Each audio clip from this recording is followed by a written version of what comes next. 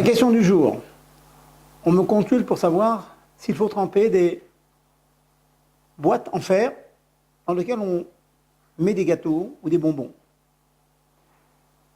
Je demande, est-ce que la boîte en fer est présentée à table pour présenter, offrir les bonbons ou les gâteaux aux invités ou à la famille? On me répond non. La boîte en fer n'est là que pour conserver les bonbons ou les gâteaux. On les garde en général dans un placard, la cuisine.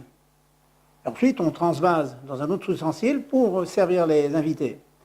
Eh bien, la réponse est que, dans la mesure où on ne met pas cet ustensile directement sur la table pour se servir directement, nous avons l'habitude de le tremper au mikvé, mais sans bracha, sans faire la bénédiction, qu'il y a doute dans la mesure où on ne présente pas cet ustensile directement devant les invités. On le trempe sans bracha, éventuellement on peut tremper un autre ustensile, une cuillère, fourchette, couteau, neuf bien sûr, sur lequel on fera la bracha, et on acquittera donc cette bonbonnière ou cette caisse cette boîte en fer. Bien sûr, si cette boîte est d'une autre matière, il n'y a pas besoin de le tremper, mais si elle est en fer ou en verre, eh bien on le trempera sans bracha.